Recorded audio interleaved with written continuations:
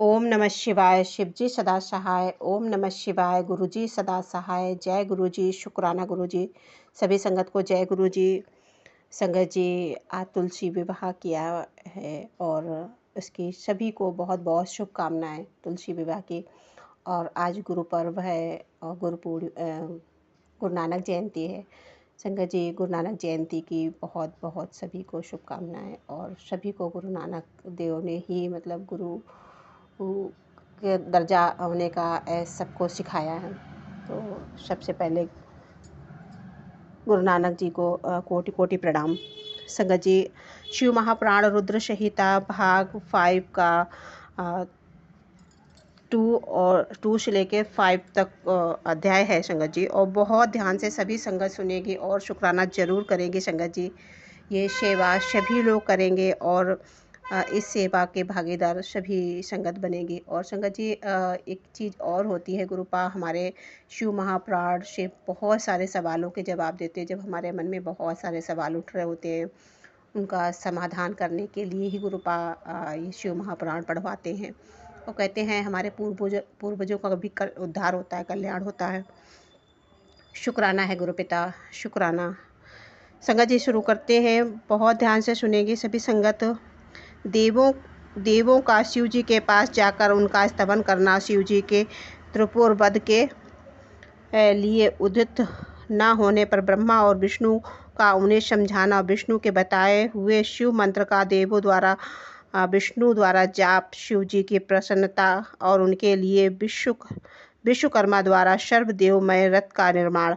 व्यास जी ने पूछा, सनत कुमार, जब भाइयों और पूर्ववासियों सहित उस दैत्यराज की बुद्धि विशेष रूप से मोहाच्छन्न हो गई, तब उनके बाद कौन सी घटना घटी? विभो, वह सारा वृत्तांत वर्णन कीजिए। सनत कुमार ने कहा, महर्षि, जब तीनों पुरों की पूर्वोक्त दशा हो गई, दैत्यों ने शिवावर्चन का परित्याग कर दिया, संपूर्ण स्त्री धर्म नष्ट हो गया और चारों ओर दुराचार फैल गया। तब भगवान विष्णु और ब्रह्मा के साथ सब देवता कैलाश पर्वत पर गए और सुंदर शब्दों में शिव की स्तुति करने लगे। महेश्वर देव, आप परमात्म आत्मबल से संपन्न है। आप ही सृष्टि के कर्ता, ब्रह्मा पालक और विष्णु संहार रुद्र हैं। पर ब्रह्म स्वरूप आपको नमस्कार। को महादेव का स्तवन करके देवों ने उन्हें साष्टांग प्रणाम किया। फिर भगवान विष्णु ने जल में खड़े हो अपने स्वामी परमेश्वर शिव का मन स्मरण करके तन्मय हो दक्षिणामूर्ति के द्वारा प्रकट रुद्र मंत्र का 1.5 करोड़ शेष की असंख्य तप जप किया। तब तक सभी देवता उन महेश्वर में मन लगाकर यूं उनकी स्तुति करते रहे। देवों ने कहा, प्रभु, आप समस्त प्राणियों के आत्मस्वरूप कल्याण करता और भक्तों की पीड़ा हरने वाले हो। आपके गले में नील चिन्ह है, जिससे आप नीलकंठ कहलाते हैं। आप चिन्ह और प्रचेता हैं। आप रुद्र को हमारा प्रणाम। असुर निकंदन, आप ही हमारी सारी आपत्तियों के निवारण करने वाले हैं।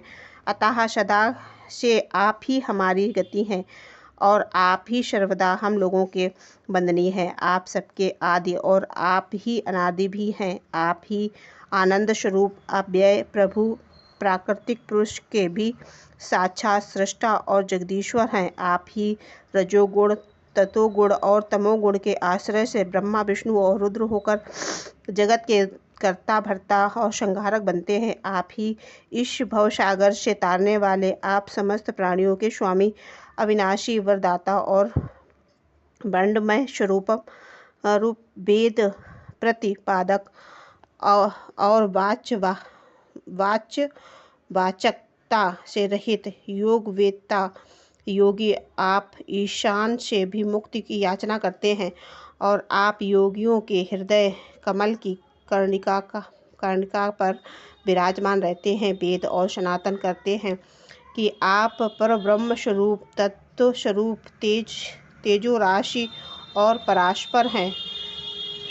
आप सर्वव्यापी, सर्वात्मा और त्रिलोकी के अधिपति हैं। भव, इस जगत में जिसे परमात्मा कहा जाता है वह आप ही हैं। जगत गुरु, इस जगत में जिसे देखने, सुनने, स्तवन करने तथा जानने योग्य बताया जाता है, जो अगुण से भी सूक्ष्म तथा मन से भी महान, और वह आप ही हैं। आप चारों ओर हाथ, पैर, नेत्र, सिर, मुख, कान और नाक वाले, अतः आपको चारों ओर से नमस्कार। सर्वव्यापी, आप सर्वज्ञ, अनावृत और विश्वरूप हैं। आप विश्वरूपाक्ष को सब ओर से अभिवादन।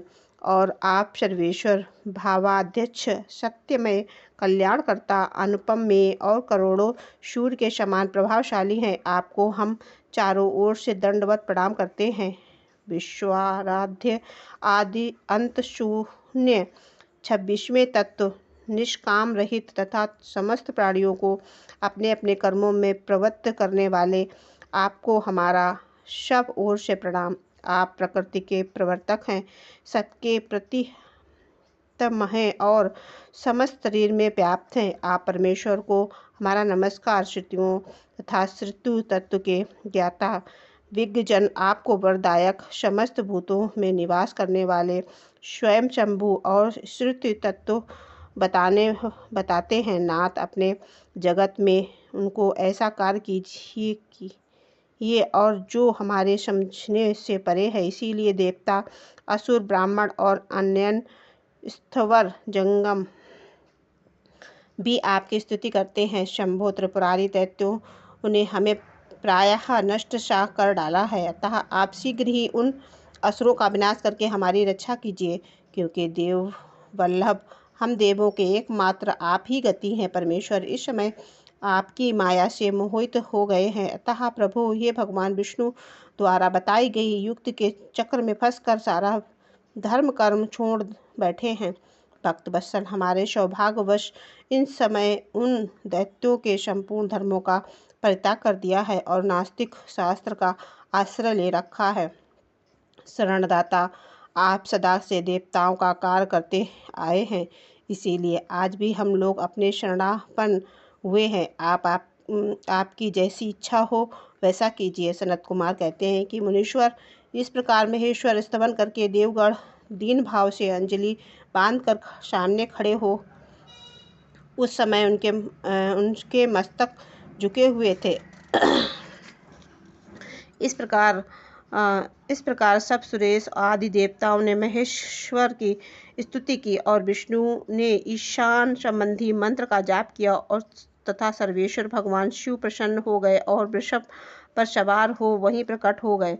इस समय पार्वती पति शिव का मन प्रसन्न था। उन्होंने नंदीश्वर की पीठ से उतरकर विष्णु का आलिंगन किया और फिर वे नंदी पर हाथ फेर कर खड़े हो गए और संपूर्ण देवताओं की ओर कृपा भरी दृष्टि से देखकर गंभीर वाणी में श्री हरि से बोले। शिव जी ने कहा कि देव श्रेष्ठ, उन अधर्मनिष्ठ दैत्यों के तीनों पुरों को मैं नष्ट कर डालूंगा, इसमें संशय नहीं है, परंतु वे महादैत्य मेरे भक्त थे और उनका मन सुदृढ़ रूप से मुझ में लगा रहता था। अतः यद्यपि इस समय उन्होंने व्याज वंश उत्तम धर्म का परित्याग कर दिया है, तथापि क्या वे मेरे ही द्वारा मरने योग्य हैं। इसीलिए उन्होंने त्रिपुरवासी सारे दैत्यों को धर्म भ्रष्ट करके मेरी भक्ति से विमुख कर दिया है। वे विष्णु तथा अन्य कोई भी उन्हें क्यों नहीं मारते। मुनीश्वर शंभु ने यह वचन सुनकर उन समस्त देवताओं का और तथा श्री हरि का भी मन उदास हो गया। उस सृष्टिकर्ता ब्रह्मा ने देखा कि देवता और विष्णु के मुख पर उदासी छा गई है, तब उन्होंने हाथ जोड़कर शंभु से कहना आरंभ किया। ब्रह्मा जी बोले, परमेश्वर, आप योग वेदांतों में श्रेष्ठ पर ब्रह्म तथा सदा से देवताओं और ऋषियों की रक्षा में तत्पर हैं, अतः आपका स्पर्श नहीं कर सकता। साथ ही आपके आदेश से ही जो उन्हें मुंह में डाला गया है उसके प्रेरक तो आप ही हैं। इस समय अवश्य ही उन्होंने अपने धर्म का परित्याग कर दिया है और वे अपनी भक्त से विमुख हो गए हैं। यद्यपि अपने सिवा दूसरों कोई उनका वध नहीं कर सकता। देवों और ऋषियों के प्राण रक्षक महादेव साधुओं की रक्षा के लिए अपने द्वारा उन अम्लेच्छों का वध उचित है। आप तो राजा हैं, अतः राजा को धर्मानुसार पापियों का वध करने में कोई पाप नहीं लगता। इसीलिए इस कांटे को उखाड़ कर साधु ब्राह्मणों की रक्षा कीजिए। राजा यद्यपि अपने राज्य तथा सर्वलोकाधिपत्य को स्थिर करना चाहता है तो उसे अपने राज्य में एक अन्यत्र भी ऐसा ही व्यवहार करना चाहिए। इसीलिए आप देवगणों की रक्षा के लिए उद्यत हो जाइए, विलंब मत कीजिए।